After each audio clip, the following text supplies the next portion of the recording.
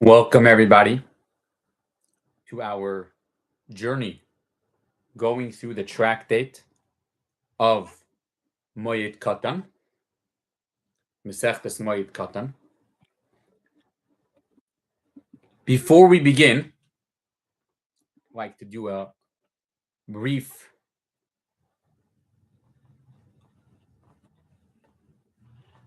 introduction explaining what the Tractate talks about, and let's begin. Moed Katan literally means a small holiday. When is this Moed Katan? It's mostly common known as Chol HaMoed, which is the days that are in the between the first days of Sukkot and the last days, which we know as Simchas Torah, the first days of Pesach, and the last days of Pesach, which is known as Shvi and Acharon Shel Pesach.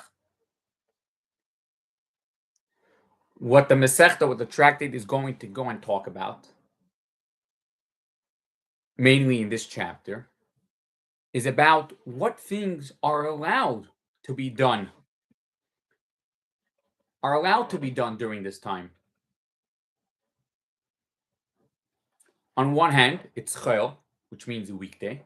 On the other hand, it's Moed. It's a time of a holiday. So what can be done during this time and what cannot be done during this time? So let's go through a few clarifications. There is something known as Davar Ha'avad, which means something which is lost. That if someone's going to lose a big business deal, he obviously should consult with his rabbi, but very big chance that he could do that deal. Another thing is if it has to do with Eichel Nefesh, with having food for Yom Tif. Another possibility which the work may be allowed, and that has to do with if a worker, this is the only way that he could support his family, is by working. Like maybe somebody will lose his job if he doesn't work. Obviously, consult with your rabbi and find out if it's going to be allowed or not. Something else which is going to be allowed, and that is things that have to do with the actual holiday, which is called Tzarchei HaMoed. Then there may also be something that has to do with the public, the Tzarchei HaRabim, something that has to do with your town, your building, wherever you're going to be living. These are the things that we're going to discuss, obviously, in detail as what is allowed, what is not allowed in these circumstances. Then we're going to give a few examples that are not allowed, things that are not allowed to be done. And that is, if you had in mind and intentional that you're going to save the work to be done on Chol HaMoed, that's not allowed.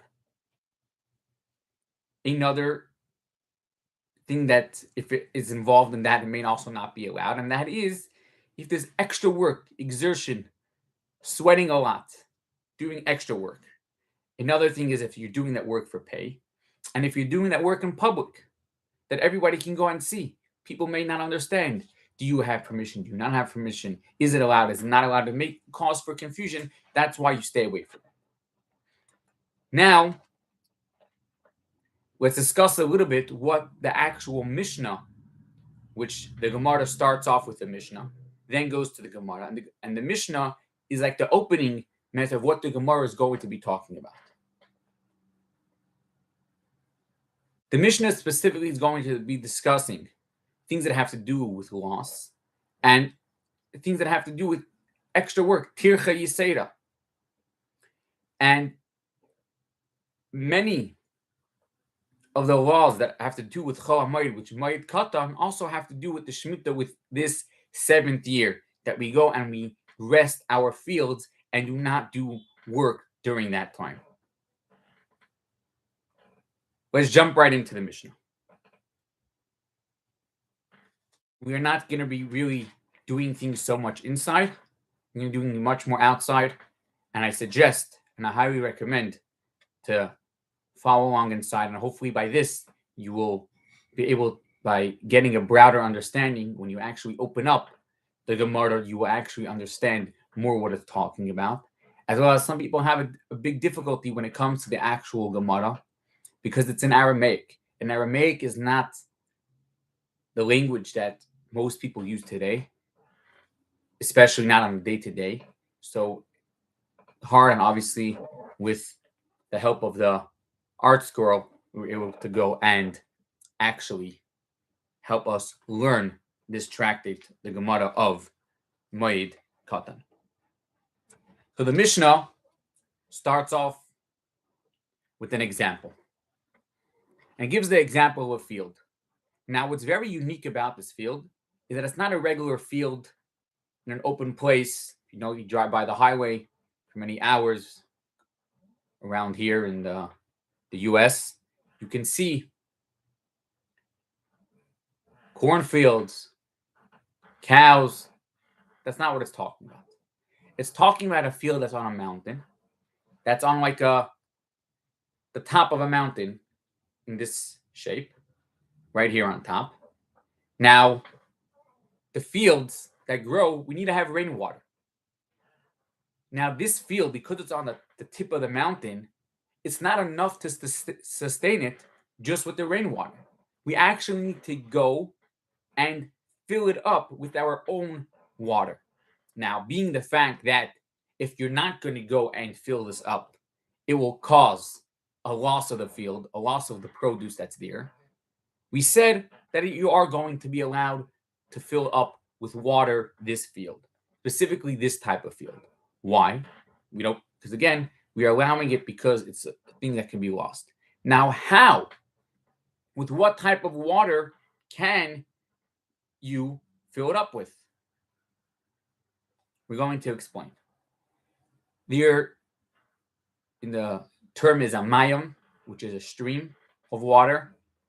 There are new ones, there are old ones. The new ones, their walls are very strong. The dirt is not going to fall in. The new ones, it's a possibility that maybe it's going to go and fall in, and the Gemara is going to go on to explain that. So we hear the Mishnah tells us that we're allowed to go and fill up this field with, doesn't matter if it's a new stream, an old stream, you're able to go and fill it up. What are you not allowed to go and fill it up from? And that's going to be if the rainwater gathered in like a pool, and then you have to take it with buckets and buckets, or a well. And the reason for that is because it's going to cause you to do extra work. And we do not want you to go and do that extra work when it comes to the Chol Hamoed. As well as you're not allowed to go and make ditches around the grapevines.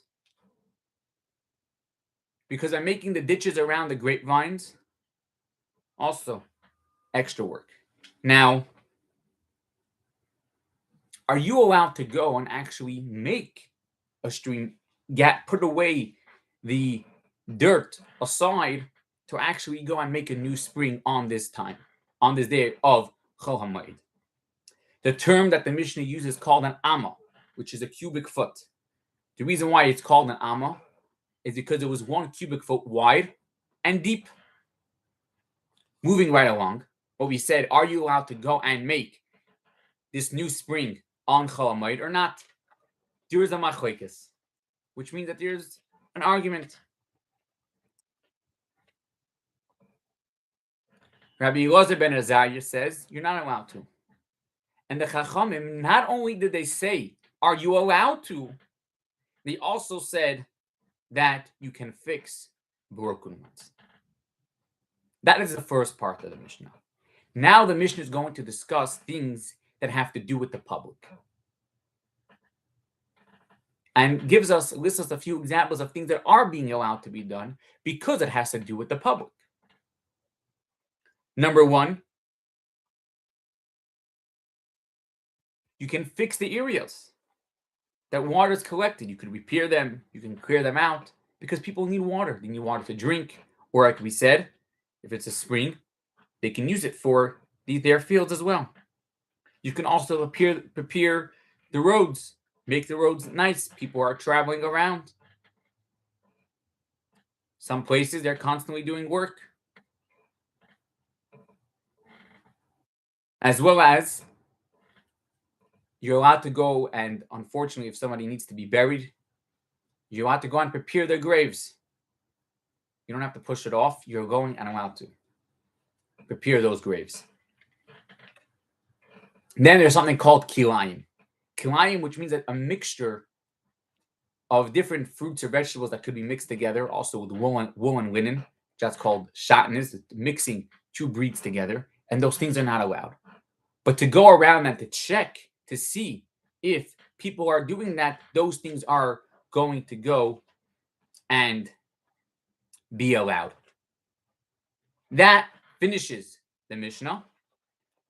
Now we're going to go right along to the Gemara. This field, we didn't give it a name, but we're going to give it a name now. That is the term that the Mishnah uses called Beis Hashwachim. An irrigated field, that is referred to this field that we need to manually fill it up. And we said we're allowed to fill it up with a new spring or with an old spring. Doesn't make a difference. Now, I did mention that there is these walls of dirt that hold the spring together. The question is, if we are allowed to go and do it with a new one, shouldn't an old one be obvious that we are allowed to go and do it? Why did the Mishnah have to go and tell us new one and also an old one? Could have been self-understood. What would our concerns be? When it comes to a new one, the dirt can fall in. But when it comes to an old one, the dirt is not falling in because it's very, very strong on the side. So the first question of the Gemara is, why does it need to tell us both? Obviously, there must be a reason, a deeper understanding as to why the Mishnah said both phrases. Sai the new and Sai the old. Explanation is as follows.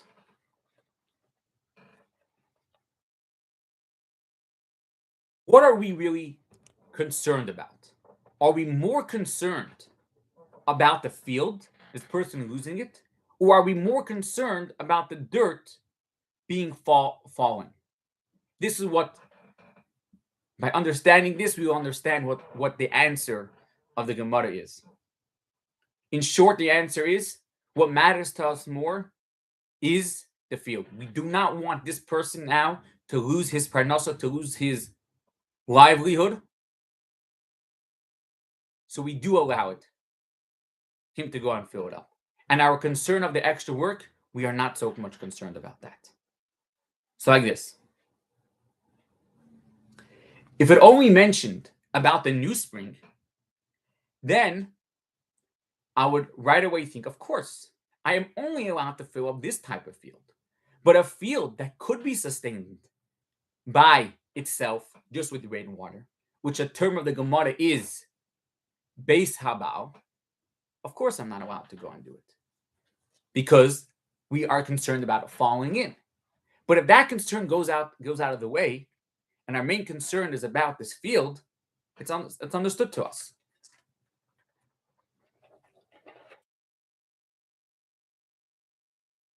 Now, if it only would have said the old Mayam, this old spring, then you would think that this Beis Habal, the field, which could sustain itself only with rainwater, I would be allowed to fill it up even on these intermediate days, Chol HaMoed, because I am not worried of it falling in. Therefore, the Mishnah had to go and tell us both of them. To tell us that, no, we are not allowed to go and fill up this Beis Habal. We are only allowed to go and fill up this base hashwachin, this irrigated field that we need to go and manually fill up. Now, what are these terms? Base habao, base hashwachin, irrigated field, a field that could sustain itself. Follow us on next episode to continue. Before we finish, we'll read inside a little bit to understand where we are holding.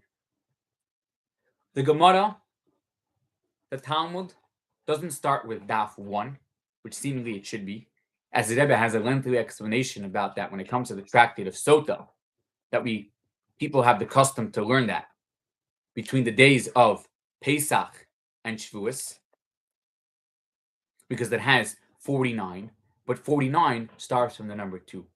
So there, the Rebbe has a lengthy explanation, which we're not going to get into it over here. But over here, it starts with Daf Beis.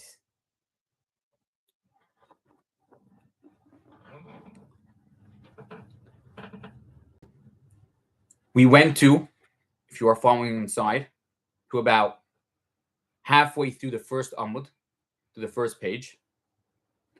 And on the side, you notice there are commentaries. On the side of the Gemara, on one side we have Rashi, which is more on the inner side of the page.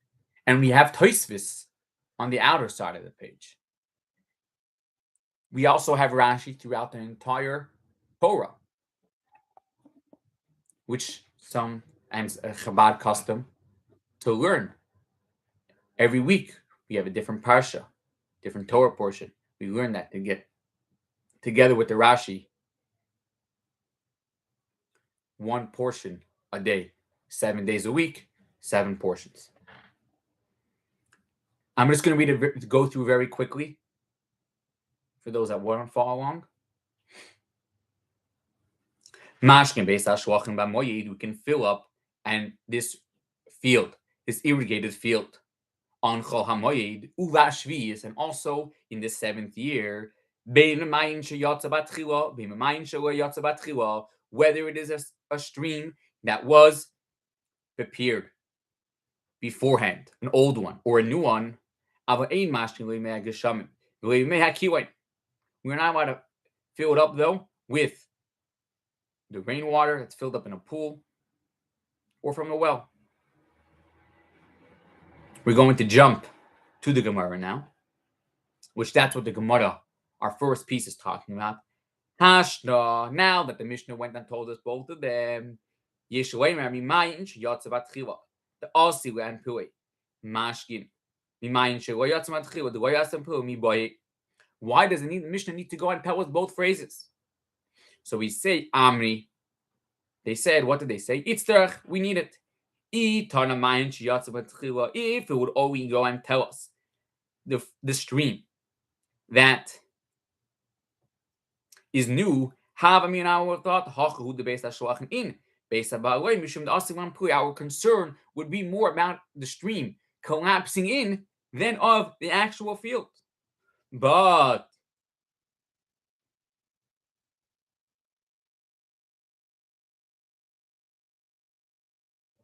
sorry, we lost the place. Our mayin but an old one, the way also one that it's not going to fall in Ema, I would say I feel based about Nami.